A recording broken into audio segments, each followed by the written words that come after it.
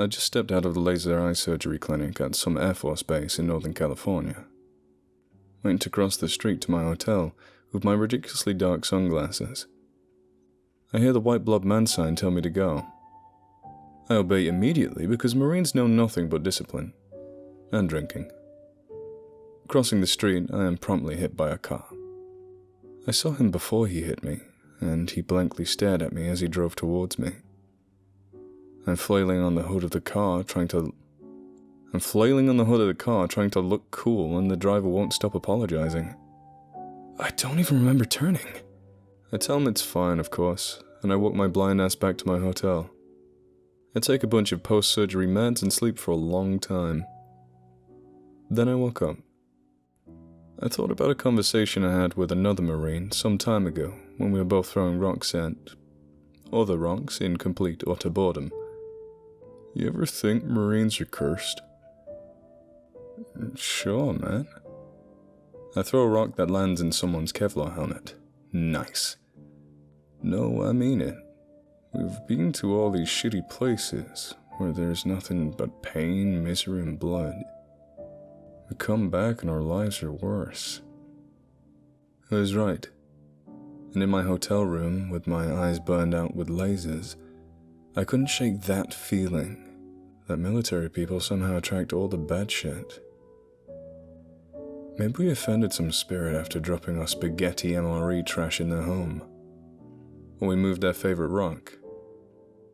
I don't think that warrants getting hit by a car, but still. Let's go back to my most recent deployment. My unit found themselves in a shitty desert once again. It really reminded me of the good old 29 Palms. Lots of sand, rocks, and wind.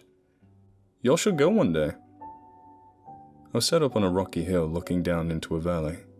A boring survey the area operation. It was literally in the middle of nowhere. No one but us and the occasional rabbit for 25 miles. The locals said it was cursed land and to stay away.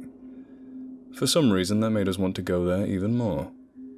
Here I am, manning a hasty machine gun post with one other Marine. Climbing up the hill that day, I noticed there was a little cave near the bottom of the hill.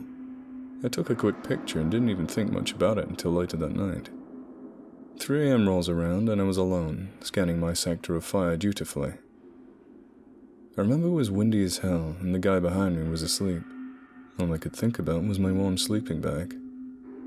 I had just finished complaining to myself about the wind for the 100th time when it suddenly stopped. Weird. The air was dead silent. Finally, good fortune has shined down upon me. I jumped when I heard the radio go off. I heard the sergeant of the guard, SOG, tell me this. Post 3, this is SOG. Turn off your 2 red lights. They're visible from our position.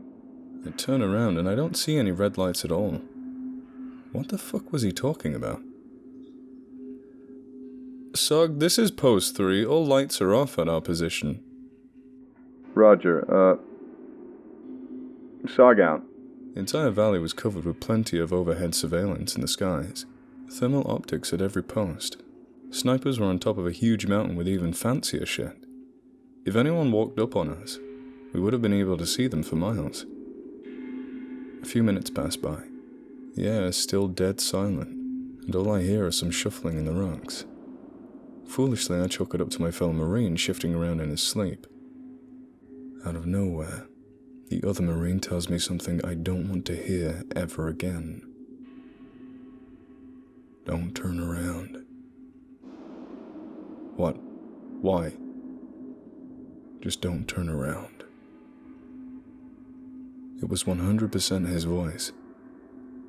I'm about to tell him to stop fucking around when the radio goes off again. Post 3, this is SOG. Turn off your red lights. My stomach drops into a bottomless pit. My breathing is all I hear. I stand there for what felt like an eternity, but was probably only a few seconds. All my focus is directed to my ears, and just when I felt a little better, I hear this deep, guttural growl. I turn around before I can even focus. I see what looks like a man on all fours, creeping up slowly towards my buddy who was asleep the entire time. By the time it sees me with its bright red eyes, it scurries back down to the side of the hill at a ridiculous speed. No way was I landing a shot. The wind kicks right back up, and in my adrenaline I wake him up and quickly say something on the radio like, "Sog, post 3 is moving to post 2. We are moving positions." I doubt anyone understood a thing I said, but really, what was I going to say? We picked up our shit, just our bags, machine guns and tripod, and ran the 1,000 meters over to the other post in the middle of the night. To this day, he still thinks I was fucking with him. Don't want to mention all the bad luck he's had since then. Ended up getting medically separated for night terrors. Wonder if something followed him home.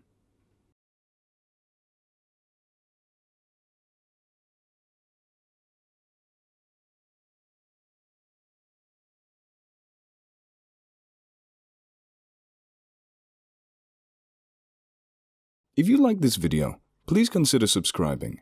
And if you're an animal lover like me, please consider donating to the World Land Trust, a charity that aims to help wildlife through buying land, preventing development, and helping endangered species.